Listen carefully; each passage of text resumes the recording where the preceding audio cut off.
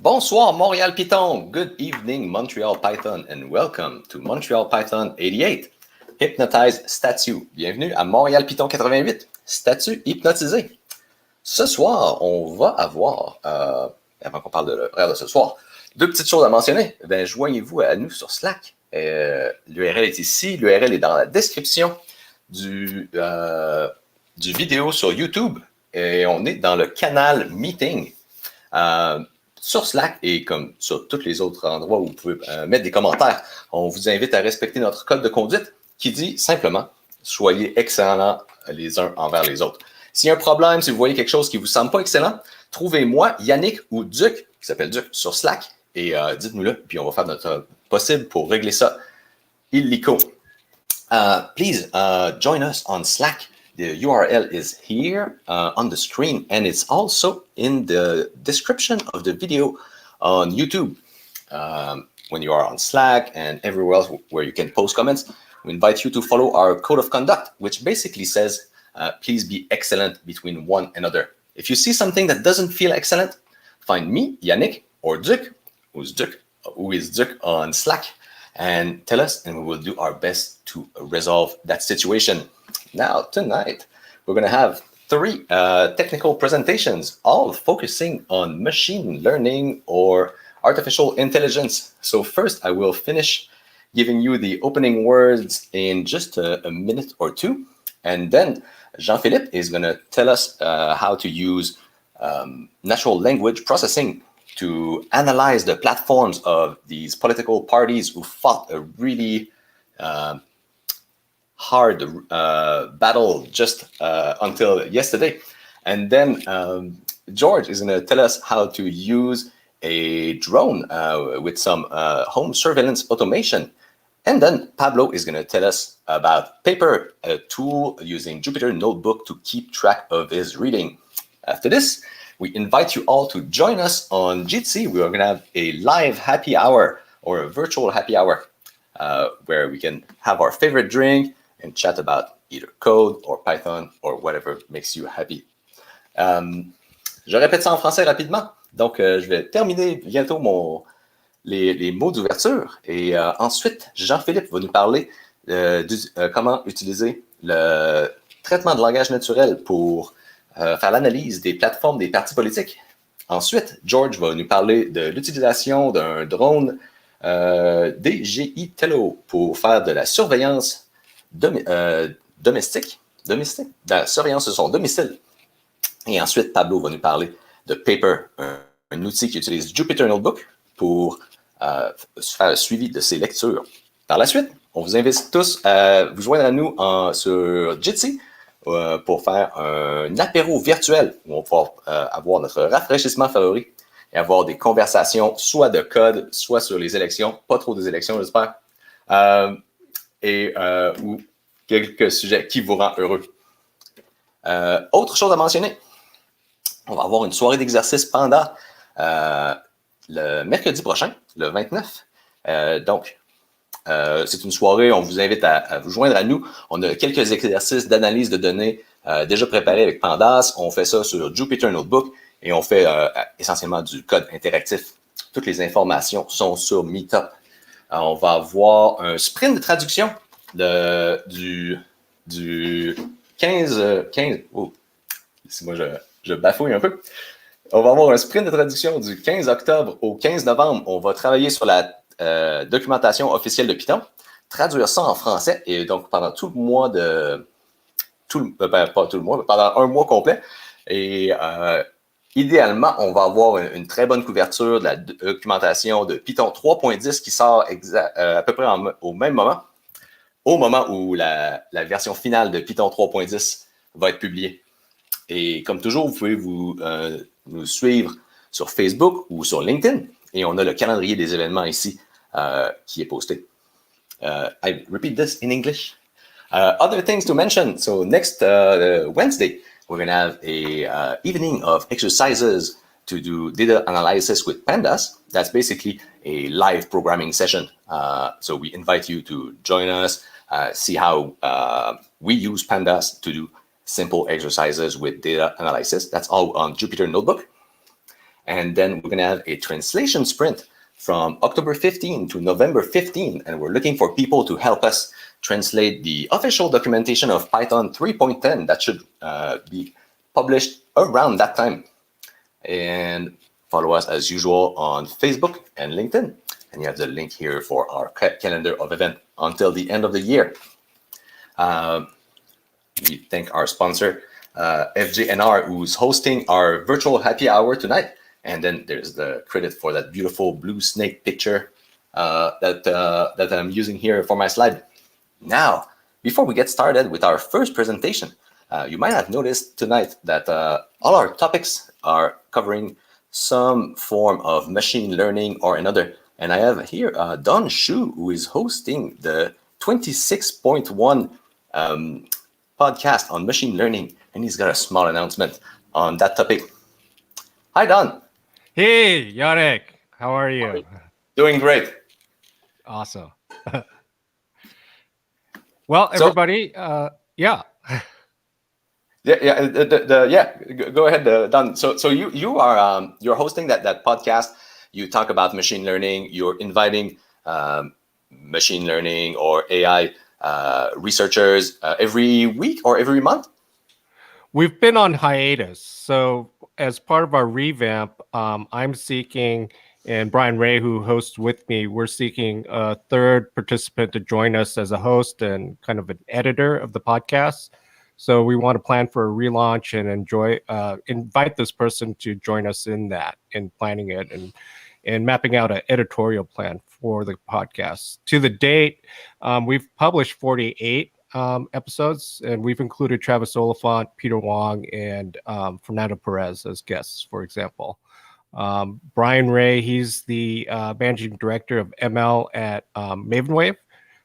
It's a subsidiary of a French giant that has 100,000 head count.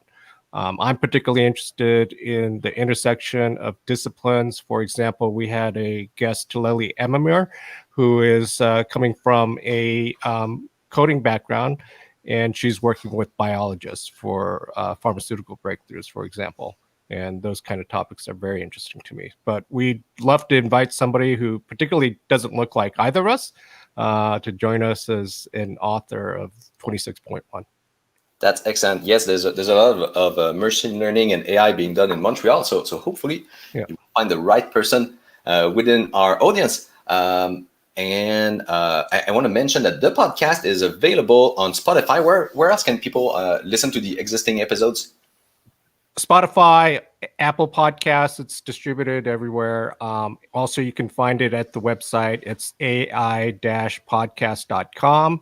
To contact me, I'm on the Slack, and then email's great too. It's don@sheu.com, sheu.com. So I'm easy to reach. Perfect. Thank you so much, Don. Thank you very much, Yannick. Thank you, Montreal Python. Excellent. And now we are going with the main program of tonight. Alors, our first presenter is going to be Jean-Philippe Brochu, who's going to tell us about how to use natural language processing to analyze the platforms of these political parties who were fighting really hard until yesterday. Alors, notre premier présentateur va être Jean-Philippe Brochu, qui va nous parler de comment utiliser le traitement de langage naturel en Python pour analyser les plateformes des partis politiques qui se battaient très fort jusqu'à hier. Jean-Philippe? Thank you, Yannick, for the introduction. Merci, Yannick, pour l'introduction. Donc, c'est ça, en ces temps d'élection, je me suis intéressé à toutes les données qui tournent autour des élections. Puis, je trouvais que le langage Python, c'était un bon outil pour vraiment avoir une manière un petit peu moins subjective d'aller chercher cette information-là, puis de faire différents graphiques, représentations pour prendre de meilleures décisions. Donc, ce que je vais vous montrer aujourd'hui, je vais commencer par vous montrer les diapositives que j'ai ici.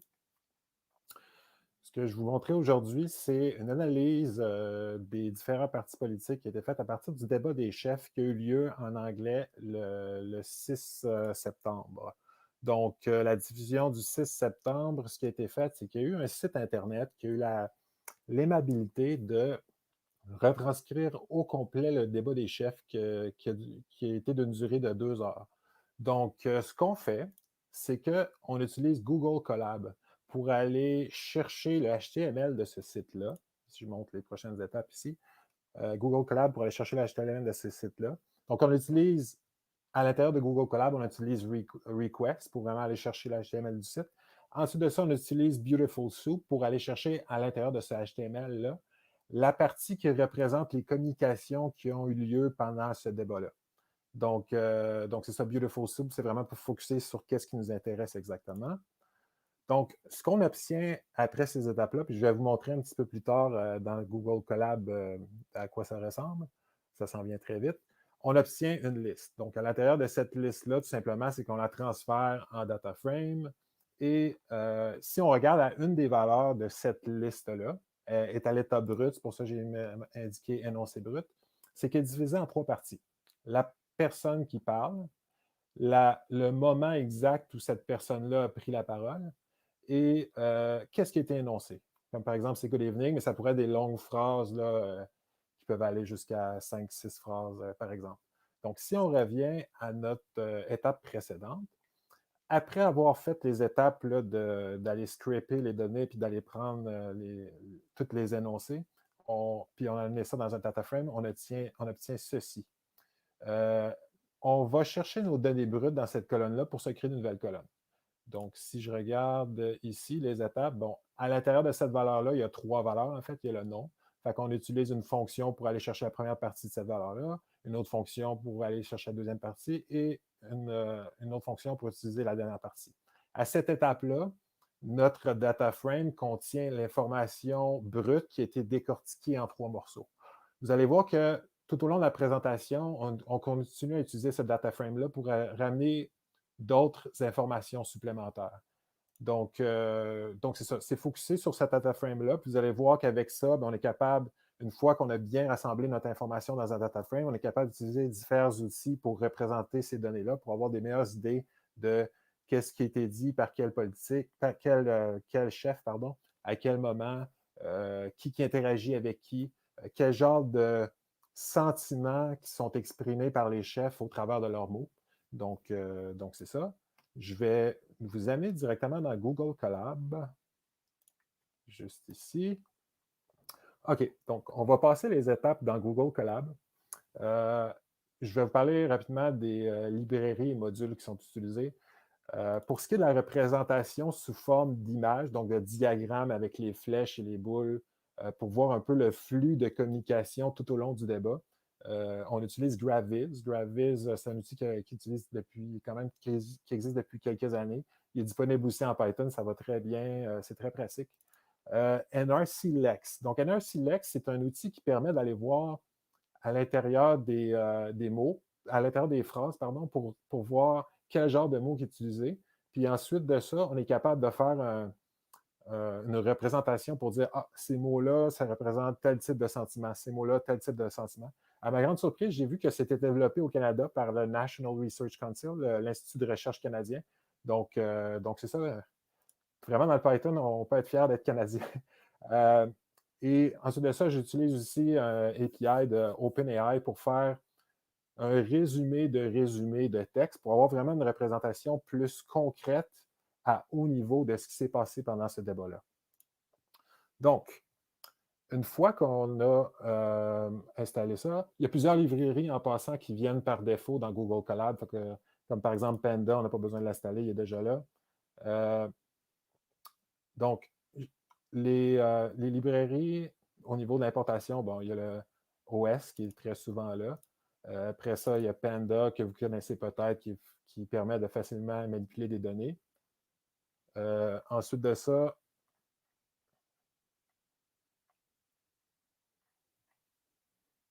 on va juste repartir le kernel.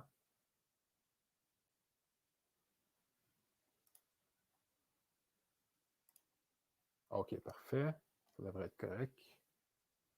Donc, au niveau des librairies qui sont utilisées, on a Request, on a Beautiful Soup, comme je voyais tantôt dans la présentation, vous voyez tantôt dans la présentation, Request est utilisé pour aller chercher le HTML du site qui contient la transcription complète.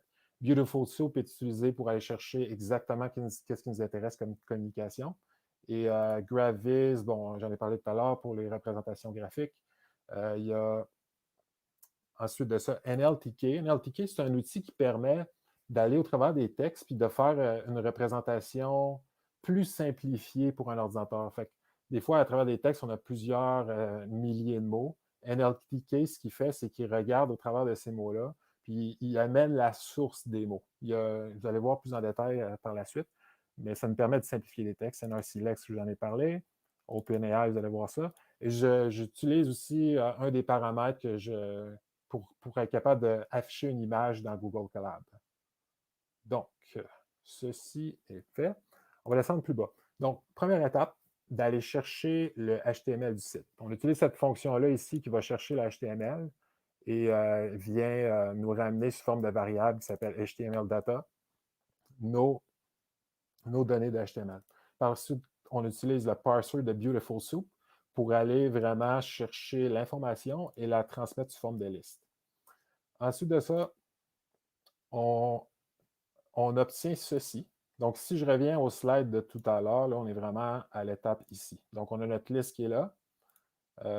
Et on voit premier élément de la liste avec une virgule, deuxième élément de la liste. Au début, on voit speaker 1, speaker 2, mais ça commence en fait ici. C'est parce que dans leur introduction, ils ont mis des extraits d'anciens débats des chefs avec la chanson d'introduction. Mais vraiment, tout est retranscrit au complet. Fait que c'est vraiment on partait avec un bon dataset à l'origine. Donc, on ne gardera pas ces informations-là par la suite. On va vraiment se concentrer entre les interactions, entre qui a interviewé, qui a parlé après qui, c'était qui les intervieweurs, c'était qui les chefs et autres. Donc, je vais enchaîner ici. Oh, je pense qu'on a une installation qui n'a pas fonctionné. On va recommencer.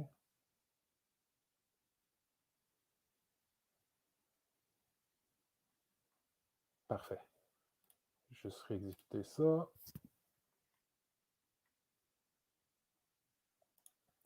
Reparse/HTML. Beautiful Soup. Notre liste.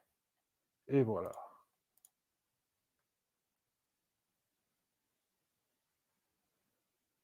OK. De toute façon, on voit déjà les images qui sont en dessous. Donc, on est capable de voir vraiment, de bâtir notre dataset au fur et à mesure. Je ne vais pas compiler les cellules. Bien sûr, dans le feu de l'action, quelques minutes avant, ça fonctionne, mais dans le feu de l'action, des fois, ça peut arriver que ça bloque. Donc, si je descends plus bas, on a ici on split notre dataset. Et ensuite de ça, on a la fonction qui nous permet de splitter notre information.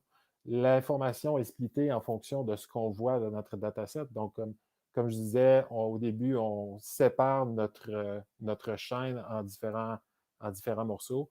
Ça, c'est notre premier séparateur. Donc, on regarde qu'est-ce qu'il y a à gauche de ça. C'est notre présentateur. Après ça, on regarde ici qu'est-ce qui est à gauche de ça. C'est le temps à lequel les énoncés étaient dits. Et en dessous de ça, ce qui est à droite complètement, c'est le narrateur. Donc, je ne pourrais pas le compiler au complet, mais on va quand même avoir une bonne idée de ce qui se passe. Donc, ici, on utilise un list comprehend pour aller couper en morceaux chacune des données de la fonction et on la ramène respectivement dans ces colonnes-là. Ensuite de ça, à cette étape-là, ce qu'on regarde, toujours notre dataset de départ qu'on voyait tout à l'heure, notre information de base qui est ici à l'origine. Ensuite de ça, on est allé prendre la première partie de ça ici. Donc, on est allé prendre le speaker name. Après ça, on est allé prendre le temps lequel ça a été énoncé. Et ensuite de ça, les mots qui ont été dits exactement. Donc, on continue ici. Ce qu'on fait ici, à ce moment-là, c'est qu'on note qui était l'interlocuteur précédent. Donc, pour chacune des lignes, chaque fois où quelqu'un a parlé, on note c'était qui exactement qui a parlé avant. C'est l'information qui est pertinente pour voir un peu les interactions qu'il y a entre les différentes personnes. Donc, par la suite, ce qu'on fait, puisque l'outil Graviz doit utiliser certaines clés pour mieux représenter les informations et qu'il y a certains politiciens qui contiennent, Eronoto, par exemple, contient un apostrophe dans son nom. Donc, j'ai utilisé les initiales. Avec Python, c'est très facile de sortir les initiales. Donc, on utilise vraiment la fonction Python qui est ici, qui nous donne nos initiales. Avec ça, on était capable de créer les colonnes qui nous intéressent. Si je descends plus bas, notre data frame, où est-ce qu'on est rendu dans notre data frame? Donc, toujours notre colonne de départ ici qui contient notre information brute. On continue à droite. On a les initiales de la personne qui parle et on a les initiales de la personne qui a parlé juste avant. Donc c'est ça. Notre data frame grandit au travers du temps. On se rajoute de l'information supplémentaire. Pour ce bout-ci, j'ai noté par moi-même, j'ai fait 2 listes différentes. La liste des chefs, donc les chefs de partis politiques, et la liste des intervieweurs. Ceci va sert ici à nous dresser une liste, nous faire une colonne, en fait. Est-ce qu'il s'agit d'un chef qui est en train de parler? Est-ce qu'il s'agit d'un intervieweur ou il s'agit de quelqu'un d'autre? Donc, avec cette fonction-là, on charge ici, on appelle la fonction avec une list comprehend pour aller peupler la colonne qui s'appelle speaker type. Ensuite de ça, on note le type d'interlocuteur. Donc, en fait, l'interlocuteur précédent, parce qu'encore une fois, on veut s'intéresser à qui parlait avant qui, parce que ça nous montre un peu les interactions qu'il y a entre les différentes personnes. OK, fait que là, à cette étape-là, on est quand même capable de faire certaines petites statistiques. Donc, les statistiques, c'est très de base à ce niveau-là, on commence petit. On s'intéresse au nombre de mots qui ont été dits par chacune des personnes. Donc, si on regarde à la fin la colonne NB Words, nombre de mots, fait qu'à ce moment-là précis, par exemple, ici, c'est l'intervieweur qui parlait au début, elle a dit 97 mots. Ensuite de ça, Yves-François Blanchet qui a dit 2 mots, qui a dit 2 mots. Fait qu'on est capable de faire des statistiques, puis si on descend plus bas, ce qu'on fait, c'est qu'on regarde la quantité de mots énoncés, puis on regroupe par personne qui a parlé et son type le type de personne. Est-ce qu'il s'agit d'un chef ou d'un présentateur? Et on obtient notre dataset sommaire qui contient toutes ces informations-là. Donc, dans le débat, la personne qui a le plus dit de mots dans ce débat-là, précisément, c'est Justin Trudeau avec 3532 mots. Ensuite de ça, c'est Jack Mincing avec 3517 mots, Aaron O'Toole à 3313, ainsi de suite. Et si on regarde la personne qui semble avoir le moins parlé, moins dit de mots dans le débat, c'est Yves-François Blanchet avec 2417. C'est des statistiques sommaires, mais on va se rendre quand même plus loin dans tout ça. Donc, ici, on a fait la même chose, mais on s'est intéressé au nombre de fois où il y a une interaction. Donc, la personne qui a eu le plus d'interactions, ce qui est normal, c'est l'intervieweur. Sashi Curl a eu 153 interactions. Ensuite de ça, Justin Trudeau, 81 interactions, et ainsi de suite. Yves-François Blanchet en a eu 49. On va descendre plus bas. Le nombre de mots, nombre de fois une prise de parole. Dans le fond, on a fait l'un divisé par l'autre. Donc, Amélie Paul est celle qui, à chaque fois qu'elle prenait la parole, disait en moyenne 62,54 mots. Et François Blanchet, qui est le deuxième chef, si on regarde seulement les chefs, en position dans le décompte, à 43,32 mots. Et ensuite de ça, on continue. Justin Trudeau ici, qui est à 43,6 mots. Donc, c'est sûr qu'ici, il y a un impact aussi entre le fait, est-ce qu'il y a des interruptions? Habituellement, dans les débats, on le sait bien, peut-être, c'est pas tout le temps, le monde n'a pas tout le temps de compléter leurs idées, mais ça me donne une idée de à quel point il y avait des interactions fréquentes, puis c'est qui a eu quand même la chance de peut-être un peu plus compléter ses idées par rapport à d'autres. Si on descend plus bas maintenant, donc, on s'intéresse à faire une représentation du débat sous forme de schéma. C'est à ce moment-là qu'on utilise Gravis. Donc, il y a deux étapes à ce moment-là. On a notre fonction qui nous permet d'obtenir notre data frame qui va bâtir les nœuds de notre diagramme, si on peut dire. Donc, les nœuds, ça représente les personnes qui parlent.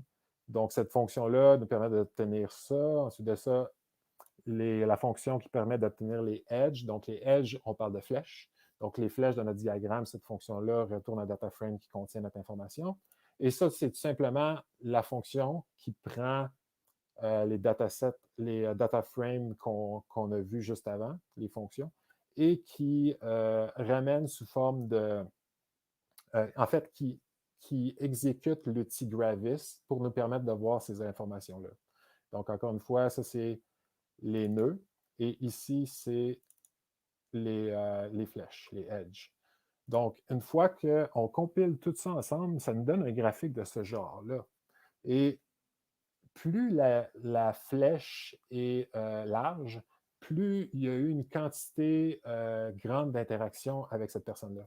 Donc, la manière de lire cette information-là, c'est lorsque Justin Trudeau parlait.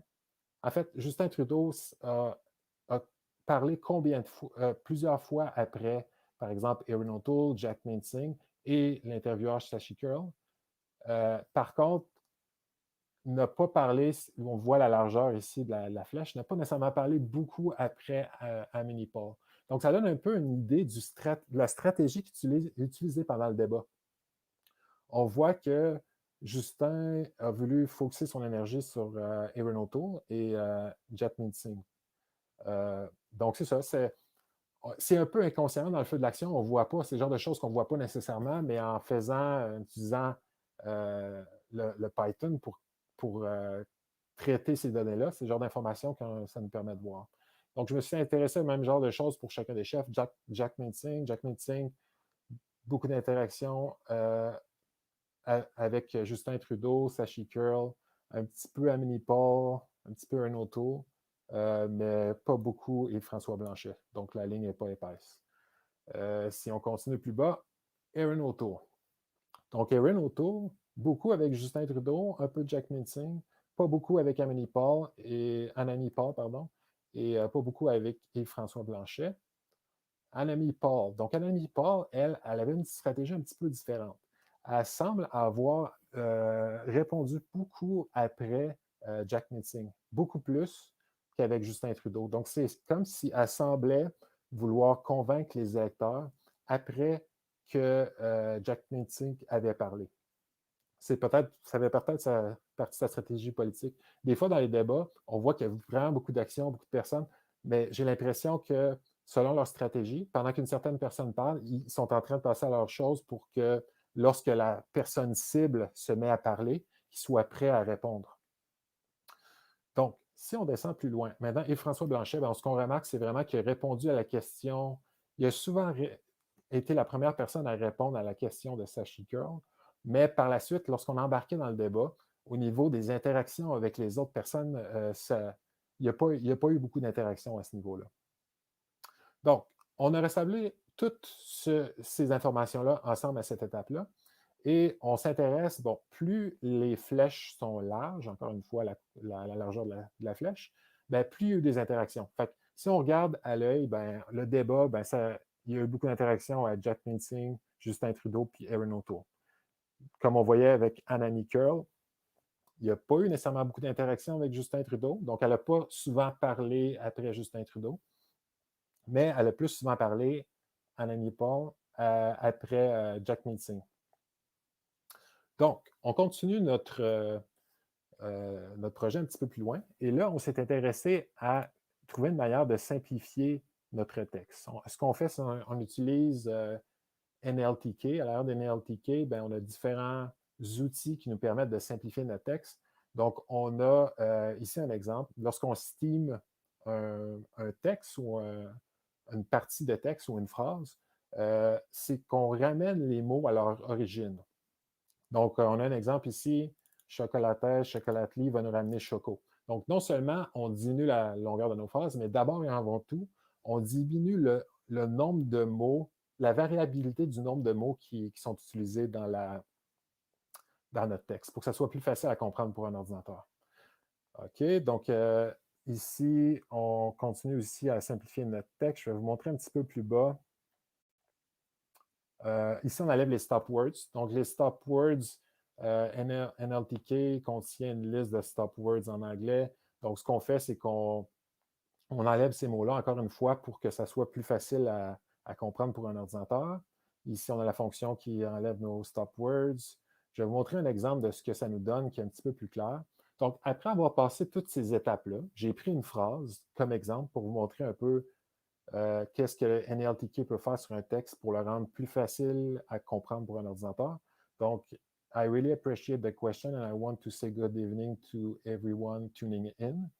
Une fois que cette phrase-là a passé au travers de nos filtres qu'on vient juste de faire, ça se résume à really appreciate question, want to say good even everyone tuning in. Fait que la phrase est rapetisse, mais aussi elle vient un petit peu plus robotique. Fait que c'est plus facile pour un ordinateur de la comprendre. Fait que si on traduit en français, c'est j'ai vraiment, la partie du haut, c'est j'ai vraiment apprécié la question et je veux dire bonsoir à tout le monde qui vient d'arriver.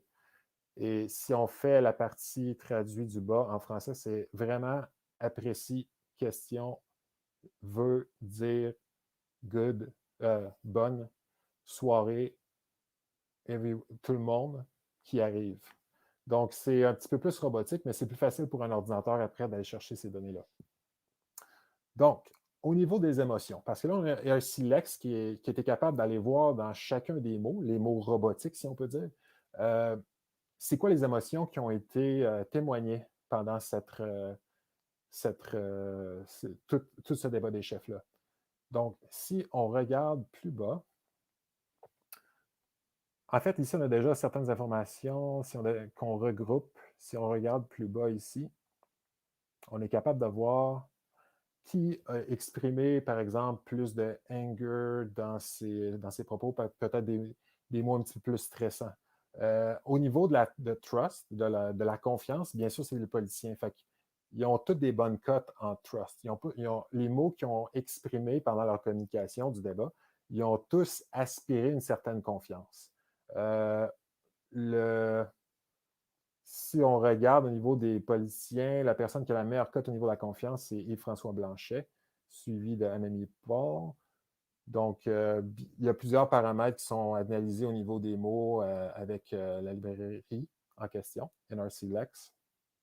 Ensuite de ça, ce qu'on fait, c'est qu'on utilise Plotly pour représenter ces données-là sur une manière un petit peu plus agréable à l'œil.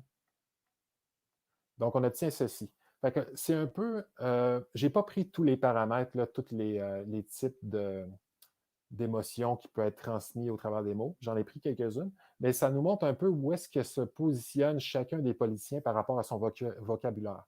Donc, on voit surtout en vert, on voit Erin O'Toole qui est ici, on voit qu'il se distingue un petit peu des autres.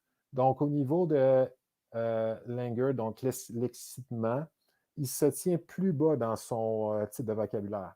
Au niveau de la surprise, un petit peu plus haut que les autres. Puis on voit que pour les autres, on peut justement en enlever quelques-uns. Mais on voit, mettons, et François Blanchet par rapport à Justin Trudeau. Justin Trudeau exprime un petit peu plus de peur dans ses mots que Yves-François Blanchet. Ça me permet de voir un petit peu une représentation très sommaire de où se situe un politicien par rapport à un autre, par rapport aux mots qu'il exprime. On va continuer ici avec je me suis intéressé à ce moment-là à vraiment différents segments dans notre schéma de communication. Donc, lorsque Justin Trudeau communiquait et que Jack Mincing était la personne qui avait parlé avant, qu'est-ce qui était dit à ce moment-là? Donc, j'ai sorti toutes les phrases, on voit ça ici. Ce que j'ai fait, j'ai utilisé OpenAI, qui est un API qui est disponible depuis peu, là, qui a été entraîné sur des milliards de paramètres, qui nous permet de faire plusieurs choses, dont résumer des textes. Donc, j'ai utilisé je ne peux pas vous montrer ma clé, mais j'ai utilisé Request. J'ai fait des requêtes pour aller chercher de l'information à propos de comment OpenAI résumait des gros textes en quelques mots. Et j'ai obtenu ces réponses-là. Ensuite de ça, dans cette réponse-là du texte qui a été sommarisé en quelques mots, j'ai en plus enlevé les stop words pour avoir de quoi d'encore plus concis. Et j'ai fait ça pour quelques fonctions. Ensuite de ça, j'ai encore utilisé Gravis. J'ai continué un peu le graphique qu'on voyait l'interaction des différents chefs entre eux. J'ai utilisé ça pour représenter certains segments. Donc, si on regarde au niveau des communications, que lorsque Erin O'Toole répondait à Justin Trudeau, les mots qui ont été... En fait, les sujets qui ont été traités à ce moment-là, on parle de Canadian Voice Absence China, donc l'absence de la voix de la communication du Canada en Chine. On parle de 300 000 Canadiens. J'imagine qu'on va parler du COVID. Hong Kong, on parle de Huawei, Michael, les droits humains, l'ONU, génocide apartheid, les premiers acheteurs de maisons et les taxes d'achat pour les maisons. J'ai aussi fait un deuxième segment. Je n'ai pas fait tous les segments parce que je ne voulais pas non plus que ça devienne trop lourd. J'ai aussi fait un deuxième segment. Donc, on s'était intéressé à toutes les communications qui étaient faites par Justin Trudeau et que c'était Jack Mincing qui avait parlé juste avant. Donc, à ce moment-là, on suppose qu'il y a eu quand même une interaction entre les deux. Les sujets qui ont été traités, c'est les droits humains, les changements climatiques, le Canada, les États-Unis, G7, la Chine et autres. Donc c'est ça. De cette manière-là, j'ai voulu un peu vous exprimer à quel point le Python est un langage, oui, pour faire différents schémas, différents graphiques, mais en plus, on peut aller prendre l'information au travers des textes pour vraiment avoir une meilleure idée pour simplifier dans le fond, un débat, puis d'avoir une représentation globale de tout ça, pour voir où est-ce que se positionnent les candidats, au niveau de leur vocabulaire, au niveau de à quel point quels sont les sujets qu'ils traitent, au niveau de leur stratégie aussi, parce qu'on voit qu'il y en a certains qui ont tendance à répondre plus à d'autres. Donc c'est ça. J'espère que vous avez apprécié la présentation. N'hésitez pas s'il y a des questions ou autres, ça me ferait plaisir. Merci beaucoup, Jean-Philippe. J'amène Duc qui va se joindre à nous. Il va être notre modérateur de questions pour cette session. Et je rappelle à tout le monde que vous pouvez poser vos questions soit sur Slack ou dans les commentaires du live stream sur YouTube. Et je laisse Duc modérer le tout. C'est bon. Merci Yannick. Merci Jean-Philippe pour ta présentation. Ben, c'est très intéressant. Je ne savais pas qu'on peut faire plein de choses comme ça, des analyses comme ça. Ben, moi, j'ai une question. Ben, c'est moi qui peut pas. Je connais pas très bien un graphiste. Est-ce qu'il n'y a pas d'autres comment dire alternatives de graphistes? Oui, il y en existe quand même d'autres. Gravis, j'avais la chance de l'utiliser dans le passé aussi, fait que je n'ai pas eu besoin de l'apprendre. Mais ce que j'aime de Gravis, c'est son principe. Donc, il est très, très simple. On a tout simple. Si on va faire une boule suivie d'une flèche, après ça, d'une autre boule, on écrit A-B, puis il va te faire ce dessin-là. Ensuite de ça, si on écrit C-B, ben, il va comprendre que le B existe déjà. Il va faire les deux segments entre eux. Donc, on a juste besoin de dire il y a une relation entre ceci, ceci, une relation entre ceci, ceci. Puis, une fois que tu définis toutes tes relations, il est capable de trouver la manière la plus optimale de représenter ce schéma-là. Donc, si tu as beaucoup d'interactions entre différentes choses, il va mettre plus au centre. Par contre, des choses qui ont moins d'interaction, on va le mettre plus à l'extérieur. Fait que c'est comme ça un peu qu'on a réussi à représenter les interactions entre les différentes personnes dans le débat. OK. Wow, OK. Ouais, je vais, je vais googler un peu sur Gravis. Aussi, est-ce qu'il y a une façon pour qu'on puisse voir ton code, pour qu'on puisse partager ton code avec... Moi, il est sur Google Colab, fait que je vais le publier. Là, on peut regarder ensemble comment on peut le rendre disponible pour tout le monde. OK, c'est bon, ouais, c'est cool. Merci. Il y a juste la partie de la clé de API que je ne pourrais pas vous montrer, mais le reste, je vais pouvoir vous montrer ça.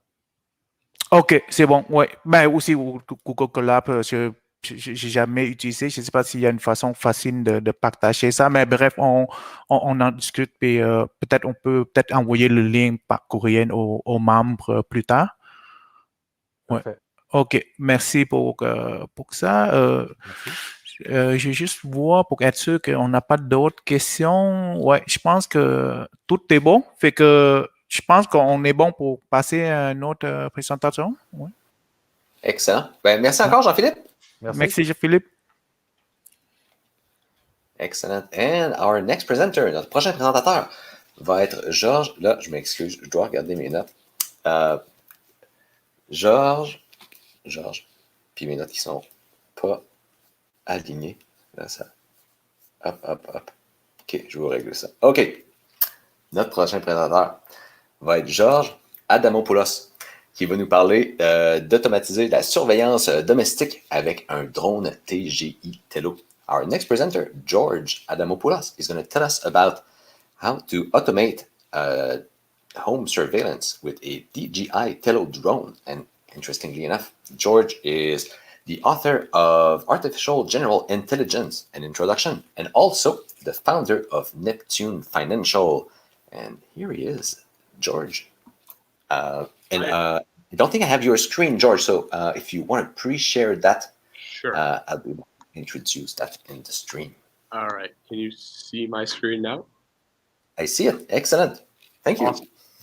Awesome. So, hi, everyone. Bonjour tout le monde. I'm George, and I'm going to be talking a little bit about the DJI Tello drone. Obviously, I have it right here. And a little bit about my story with it and how I got to make this project. So I'm going to just share a quick PowerPoint here. Can everyone see that now?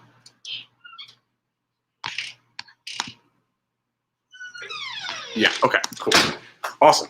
So, the DJI Tello surveillance drone. So, what is it? So essentially it's a drone. And luckily enough, it's actually not that expensive. It's expensive as far as drones go. I think it's last time I checked, it was around $100, $150 on Amazon. So it's not that expensive compared to some of the drones that DJI makes.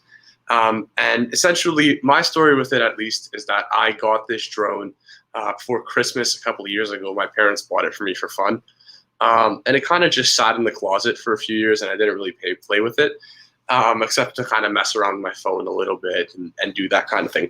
But essentially what ended up happening was as I started to get more and more into coding and more into coding with Python specifically, I started to think, oh, wow, this would be pretty cool if I was able to code this drone and make it do things based off of Python code. So I started to do a little research. I said, there's probably a way to do this because when I would connect to it with my phone, I would connect over a Wi-Fi network, and my phone would be sending commands to the drone over a Wi-Fi network. So I figured there's probably a way to do this, even if I have to hard code it. But fortunately, when I went online, I found different libraries that I'll show you very soon.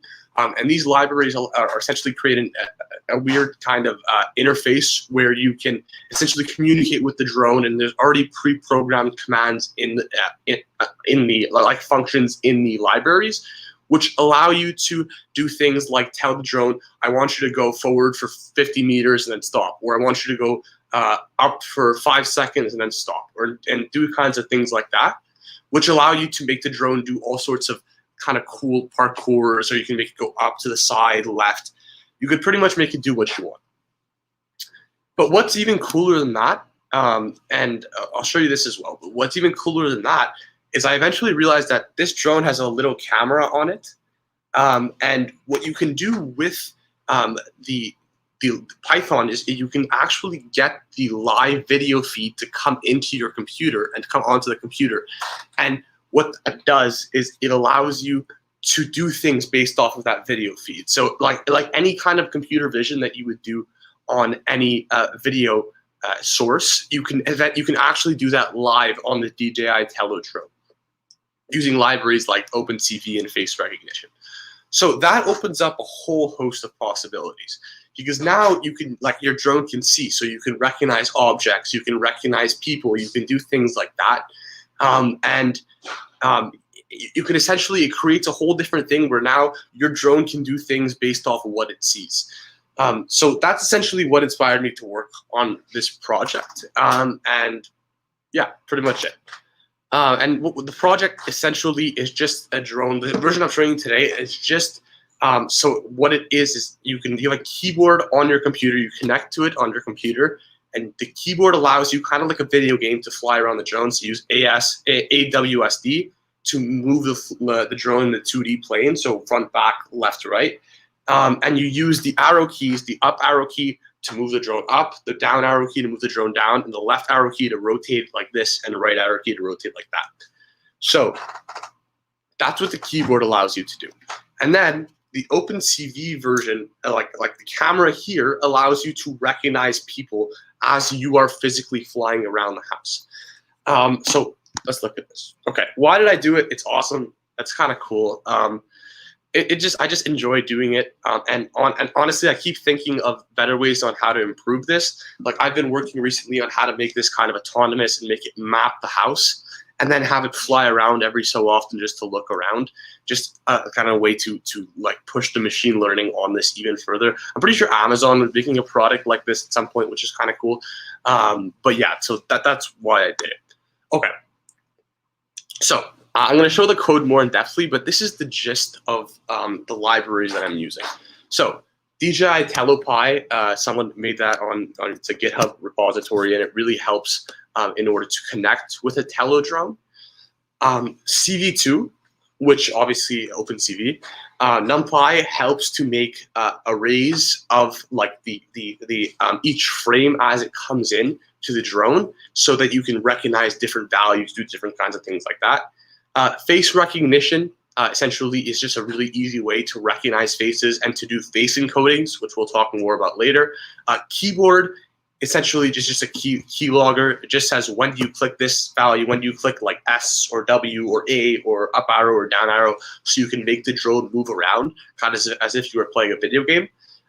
Importing time is important because the drone, as it takes commands, cannot take commands continuously or as fast as your while loop, because this is all run in a big while loop, is going to be able to send things out. So you have to put a little bit of a buffer, wait a half a second, and then send the next command, and the next command, and the next command, just to not overload the drone. And there's issues that happen when you do that.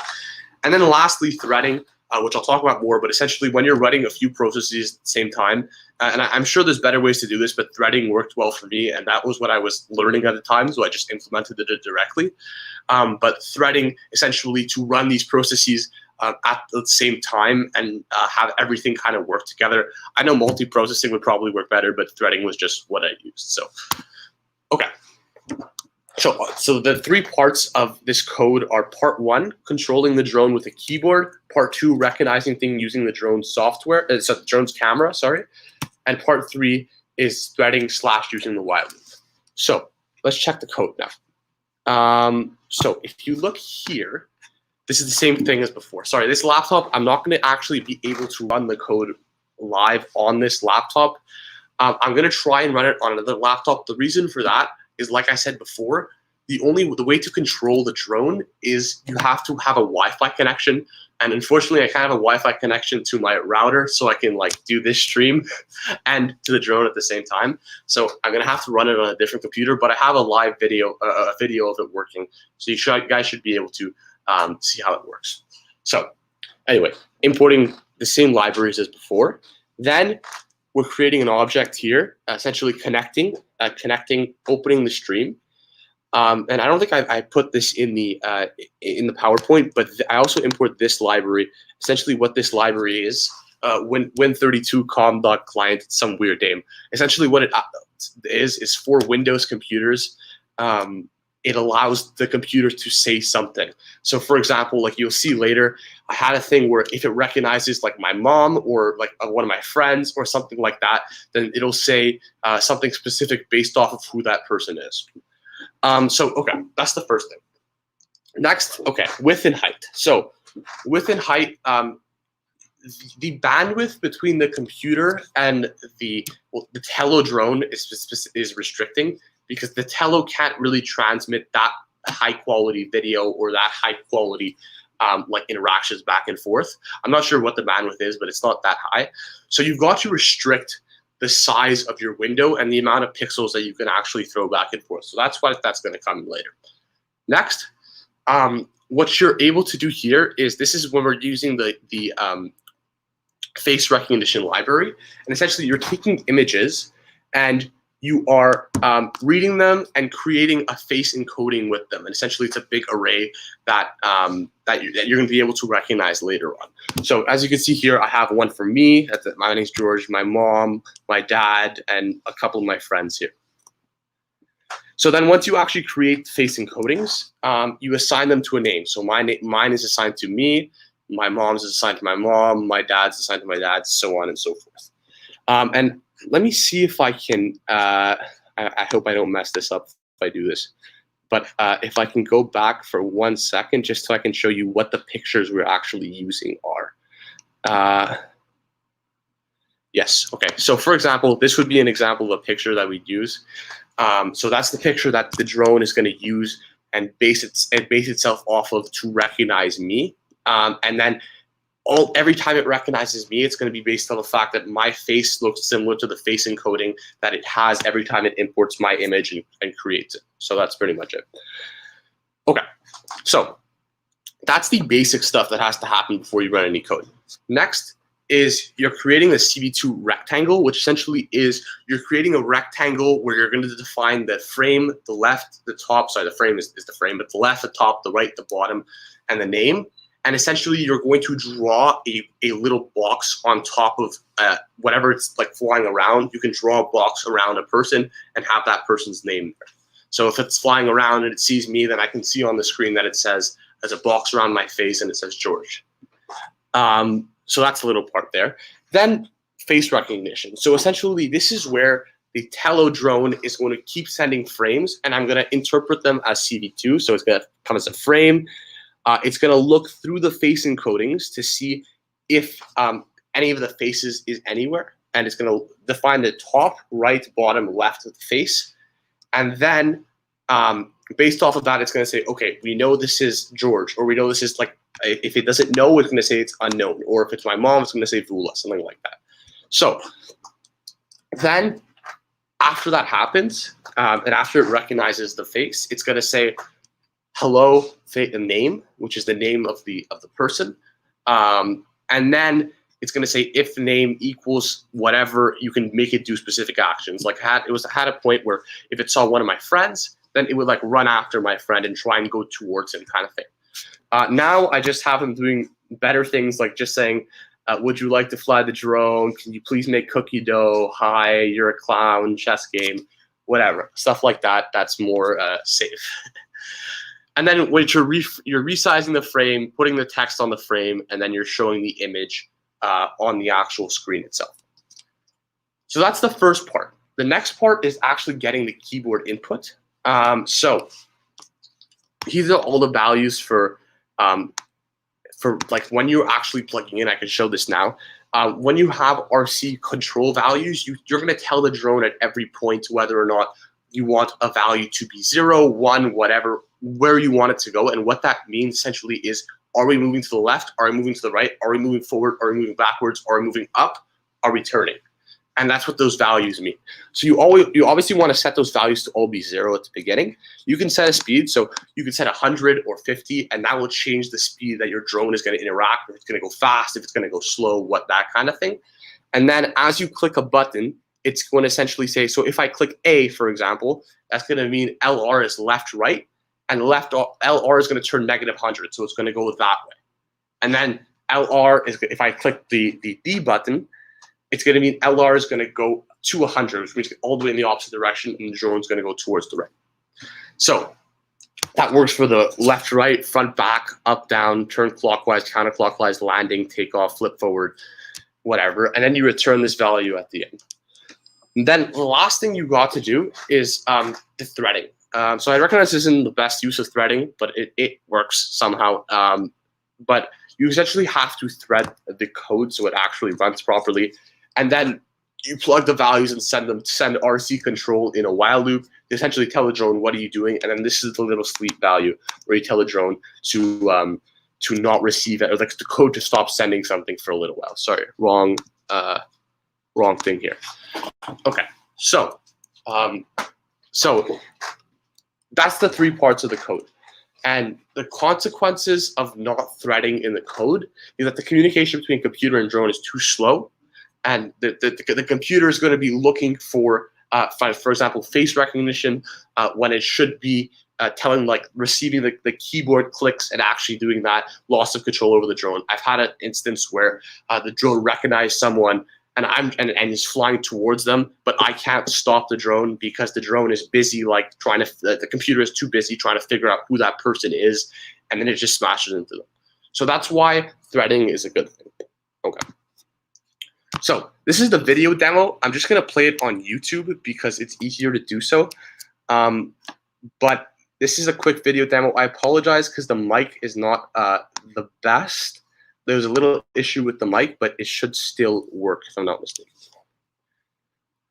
All right.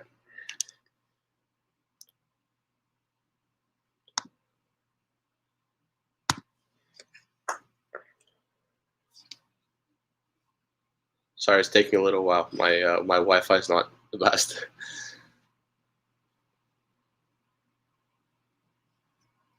All right, hello everyone.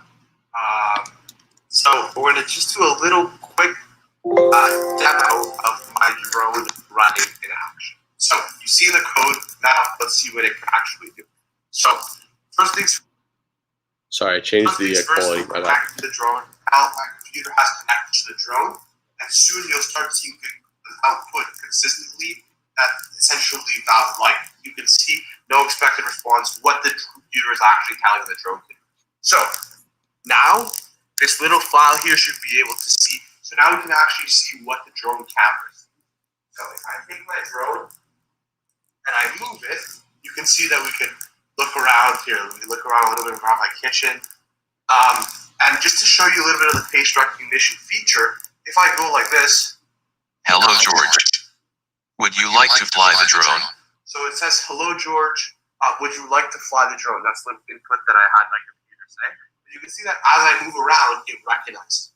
Now I'm gonna put my drone down, and I'm gonna make it fly, and we're gonna go towards my mom on the other side of the room, and we're gonna see if it can recognize her, and how we go from there. So, all right, we just took off.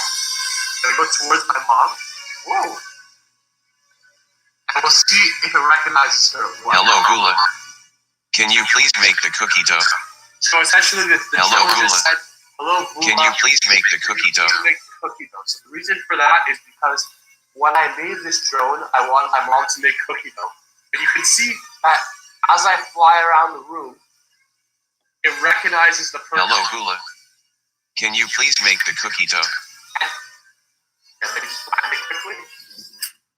And you can see, you can add as many people as you want, and it can recognize all. So that's a really cool demonstration. All right. So that's my short video demonstration. And now hopefully we can get the live demonstration going. So sorry, there's a little bit of a little issue with the quality of the video, but hopefully I can get this drone to work. So I'm gonna run it on another computer, and sorry, it's not working right now. Give me 1 second.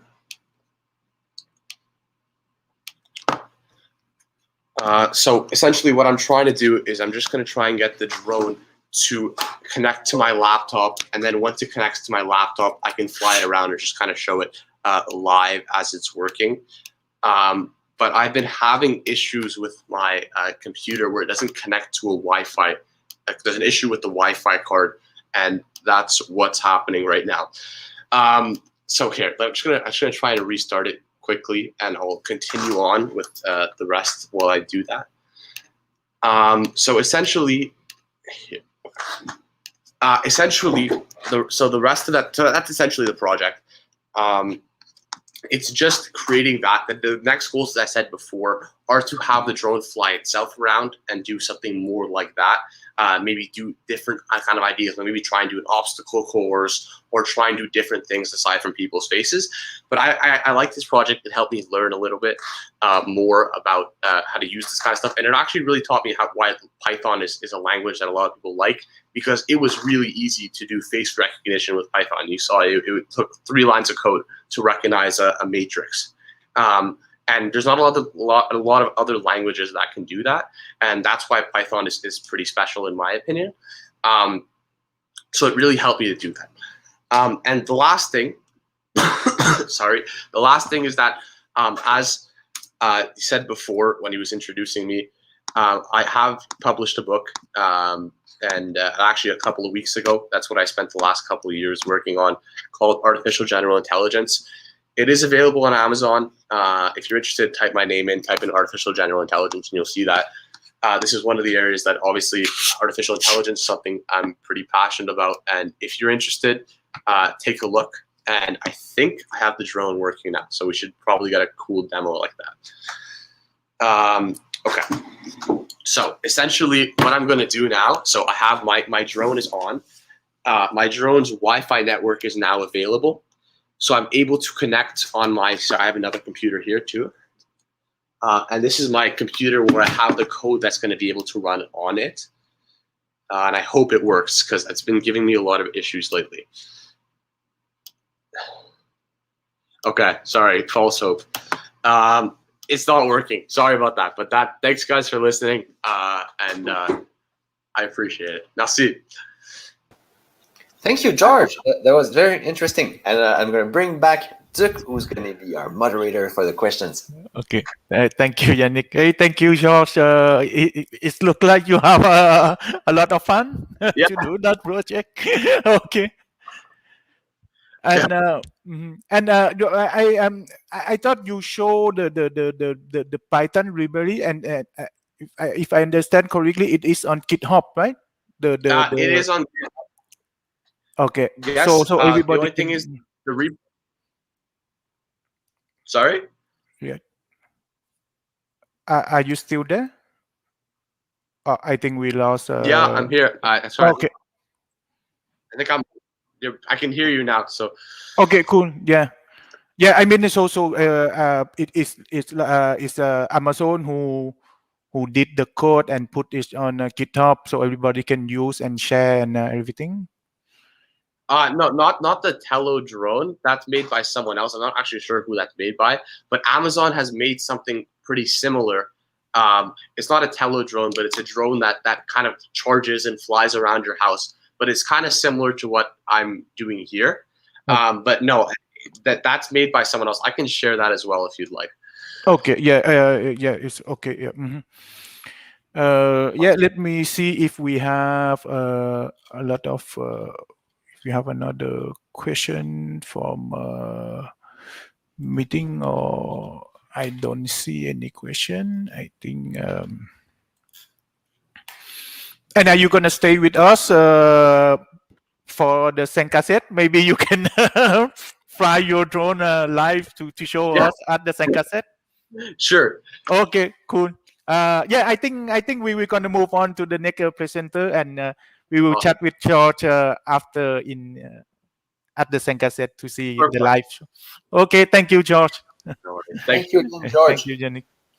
Excellent. And maintenant, on va passer à notre prochaine présentation. Alors, on a Dr. Pablo Duboue, qui est un scientifique indépendant, un des membres de l'équipe originale de IBM Watson, l'intelligence artificielle qui avait joué à Jeopardy, et un des cofondateurs de la compagnie, anciennement cofondateur de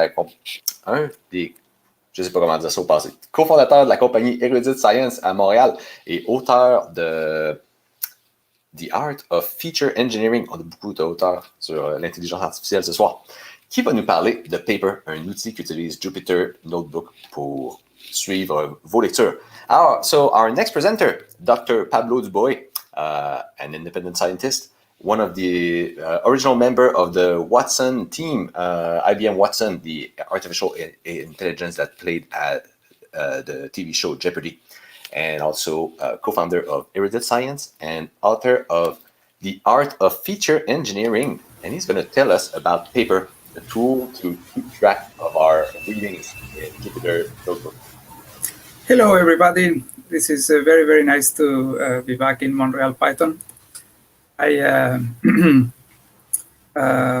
gave my first talk in Montreal, hosted by Yannick in 2011 about LTK, and that actually around that time was when I started learning Python. So my talk today is more related about development programming than artificial intelligence. I did have another talk I could have given about homomorphic encryption for machine learning, which I'll briefly talk at the end. The talk today is more about how to build software in a way of having people communicate with the program. Yes, and the idea here is that these days everybody's a programmer, right? Computer literacy is really catching up, and you may have noticed that particularly with the pandemic, everybody seems to be learning to program, and moreover, a testament to the success of the Python community, it also seems that everybody's learning to program Python.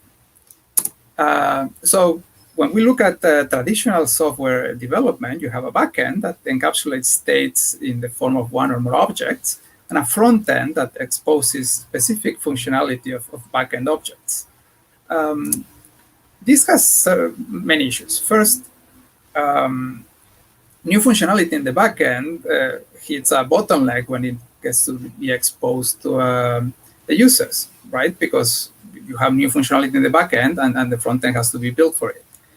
Moreover, it really shackles users to specific workflows in the interface. How many times you have heard people complaining about changes on websites that result on breaking their favorite workflows?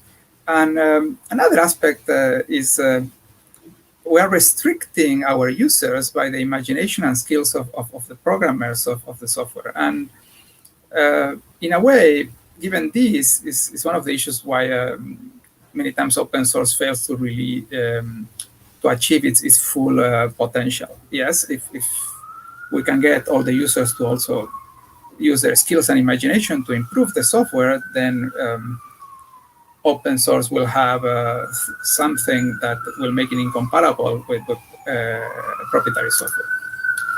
So in this, an alternative to traditional software development is what I call the Smalltalk philosophy. Smalltalk is very old language from the 70s and 80s. In this language, all users are developers, and there is no distinction between programming and using the software. And everything happens in an integrated environment.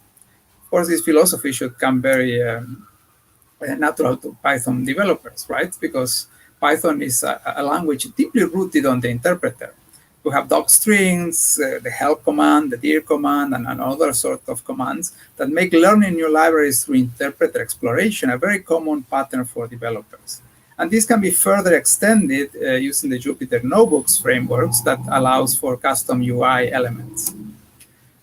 So those custom UI elements, I gave a talk on Montreal Python. It was my last talk in Montreal just before leaving the city, about using the UI widget for quick prototype and user interfaces. Now, after that, I actually went a step further. I realized for the particular tool I was building, I didn't need a better UI. These UI widgets in Montreal, in Jupyter Notebooks were the best UI for the tool. And the tool itself is called P.A.P.E.R, and it allows you to keep track of things we have read using Jupyter Notebooks. In a way, this tool is quite handy for people working in AI these days because of the sheer amount of new information that is being published in the field. So it's very, very hard to keep track of everything you're reading. Yes, and read a research paper, that's a lot of effort put behind it. So why read it and then just forget about it, right? In a way, researchers, we spend so much time reading and so little time keeping metadata, keeping breadcrumbs to find that information again. In information retrieval, which is one of the fields I have worked on, there is this concept called known item search, yes? It's different from when you are searching for something that you don't know whether it exists. Known item search means, well, you read up something and you know it exists, and now you're trying to find it. So that problem has become very, very hard these days using web search engines. Why? because you have a whole wall of spammers that is hiding your item. Yes, so you are trying to find some blog you read, and most probably Google is only going to give you links to medium.com, which is terribly good at luring Google into its web pages. So the way the memory works is have these little hooks, and the hooks are not necessarily the way you will build a library. And different people have different hooks, yes. So in my personal case, I normally don't remember the title nor the authors of the paper, but I might remember, yes, that this paper is relevant to something I want to do, and I'm looking for that paper. I may remember where I read it, like the physical space where I read it, or how I read it in the physical device. I remember whether I read it on my phone, on a tablet, yes. I also might remember how I found it and the approximate date. So keeping this type of metadata and allowing people to choose which type of metadata they want to have is what brought up for writing this tool. So this tool is called P.A.P.E.R, it's an acronym about an artifact and paper repository. I started actually in 2012, so it has been developed for many, many years. I have very recently made it open source. And this talk is more about building Python software in a small talk way. If you want to see a talk exclusively about the tool itself, I have a link over there, and it's also on YouTube. But the tool itself, the basics is that it has a data model that is a single file. It's a hierarchical attribute value pair, directly a cyclic graph represented in a YAML file. And it's basically a mind map with BIP text that is a format for expressing references. Besides the data model, it has two other components that are optional. It has a file repository that is a digital asset manager that will copy the different PDFs or other source paper files into further balance hash-based space in the file system. And finally, they have a search engine that extracts all the text from the PDFs, index it, and allow you to do different type of queries, particularly a query by example, where you can find similar papers to existing ones. And in the presentation, I have a whole walkthrough through the tool. Instead, what we are going to do now is a brief demo. So this is in GitHub under Dr. Dab/P.A.P.E.R. And this is one of the sample notebooks, creating a project from scratch. So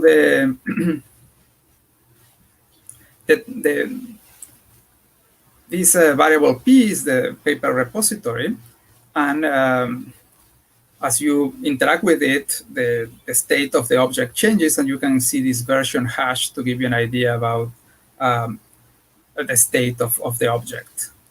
This is how a BIP text entry looks like. It's a format from LaTeX, this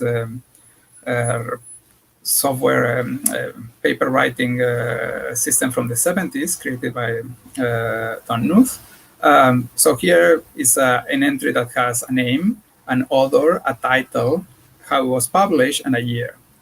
And this way we imported this entry. And each node in this graph is also a Python dictionary, so it can be used and perused within this Jupyter Notebook session as we would want. And because this repo was open with autosave, this YAML file has been created, and we can take a look at it. And we can also open it with a separate object and see that, so this is how the file looks like, and it has the entries we just created. We can also open it from a second object, and the version hash will be the same. And now is this part where I mentioned that using custom widgets, you get a little more interesting interface. We can render it in a nice way, and we can also edit it. Yes, so this code for editing is pretty nice using closures and dynamic modification. So here we can, for example, say, oh, I want to add a particular entry, for example, a chapter. Yes, and now we can say this was chapter 5. Yes, and if we come here again and we say, I want to see this node, yeah. Now it has chapter 5. Okay, so in this way, working with the program becomes like a dialogue of programming, and we can interactively ask for help for different functionalities, start creating new topics, and the biggest aspect is to create these full papers, full notes, yeah. And if this upload were pointing to a particular file, then the system will ingest the file to the digital asset manager. But for this demo, I'm not doing that. And for example, then here we can say, okay, this is the Hubble, and we sell the visual perception, yeah, by this person, etc. And then we can start adding other entries like the BIP text we just added. So here we can choose the node we just created, and as you see, we start growing the node, and we say this is related to the topic of computer vision. That is another one we just created. And then we can render these nodes. Yeah. And the system also has reading lists. I want to read these papers and add them. And again, this gets rendered. The other thing the tool allows you is to export all these to a static website that you can use without having Python running. And would like to show you, let's see.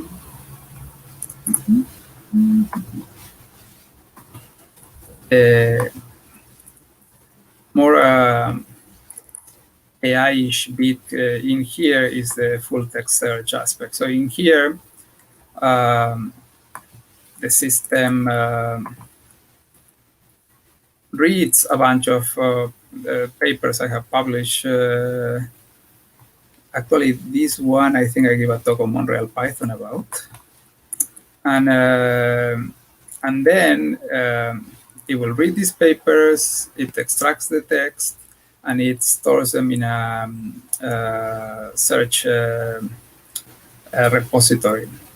And from there, then you can do paper similarity searches. Yeah.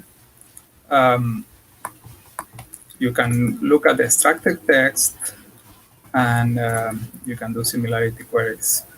So similarity queries are very, very useful for a variety of things, and they're also used for the recommendation systems. This is the demo I have, and this is all in GitHub. So I did use this tool precisely to write my book, The Art of Feature Engineering. The book itself has about 300 citations, and I got like a third inside the tool. And what else? So this tool is 100% Montreal in a way. Yes, it got started at Full Lab, and I got a lot of help and encouragement from Rupert Brooks there. And I would like to mention I presented in Montréal Python, and George Peristerakis. We also have a lot of discussions about the data model. It's available on GitHub. And my book features 10,000 lines of Jupyter Notebooks. It has 5 case studies, and all that code is open source.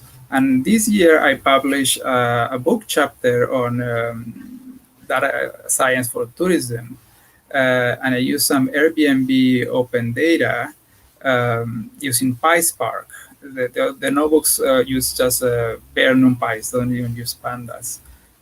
So the example using NumPy is also in the same repo of the other book. And if I knew this year that this session today had a machine learning topic, I will have recently given a tutorial on machine learning over encrypted data. But you can see the material over there. And I'm open to any questions, and I look forward chatting with you all at the 5 cassette. Merci beaucoup. Merci Pablo, et je ramène Duc, qui va être modérateur pour la période de questions. C'est bon, oui, merci Yannick. Oui, mais c'est ça, c'est toujours le fun de revoir notre présentateur que on a eu, ça fait des années, puis là, avec les choses virtuelles, les choses, ça nous ramène, mais ça nous fait toujours chaud au cœur. Puis, fait que là, si je comprends bien, tu es à Vancouver? Oui, c'est... Mon cœur, c'est à Montréal, ça c'est... Oui. C'est vrai, mais malheureusement, avec la maladie, la pandémie, c'est difficile de faire le voyage. C'est un peu loin de Montréal à Vancouver. Ouais. Ben, c'est bon. Là, on fait notre présentation virtuelle, fait que tu peux toujours nous rejoindre. Ouais, c'est cool ça. Je regarde, ben, je parle avec toi, puis je regarde en même temps là sur Slack et sur nos YouTube canaux. Je vois pas de questions en ce moment. Ben, je pense que de toute façon, il est quand même assez tard. Je pense qu'on peut tout aller à After Hour, puis s'il y a d'autres monde qui veut nous poser des questions, ils peuvent nous rejoindre, puis on continue à chasser là-bas. Ça va être plus. Est-ce qu'on peut avoir le lien pour Jitsi? Oui. Yannick, tu t'occupes de ça, Yannick? Ouais? Je reviens. Oui, le lien. Okay. Je mets ça à l'écran à l'instant même. Un petit instant. Oups, j'ai mes petites notes là. Donc, si vous êtes impatient, vous ne voulez pas attendre que je le mette à l'écran, vous pouvez regarder dans la description du canal YouTube, et puis c'est là. J'ai fait ça ici. J'ai une bannière là, qui est prête à rentrer. Ici, MP87. Ah, c'est ici. Vous voyez. OK. Donc, l'URL est très simple. Bon, ça à l'écran. Et en bas. C'est mtl-meet.fjnr.ca. FJNR qui est notre commanditaire qui héberge notre rencontre virtuelle. /MP88 qui s'appelait, vous vous rappelez peut-être, statut hypnotisé. So the URL for the virtual happy hour is really simple. It is in the description of the YouTube video, which should be clickable over there, and it is pi-mtl-meet.fjnr, our sponsor for tonight, .ca/mp88, which was Hypnotized statue. So we meet you there. And before I go, I want to mention, we usually have a satisfaction survey at the end of these meetings, but we don't this time because maybe we were thinking that this survey is like constricting your thought on the feedback you would like to give us. So if you have some feedback, please send it to us as a Slack comment or by email or whatever is your favorite way of communicating with us. And we would love to hear your thoughts about what kind of meeting we should be doing, what kind of topics we should be covering, and if you enjoy, just like we do, to do things like translation sprints. And on that, thank you everyone, and we see you on Jitsi for the virtual happy hour. Bye-bye. Bye.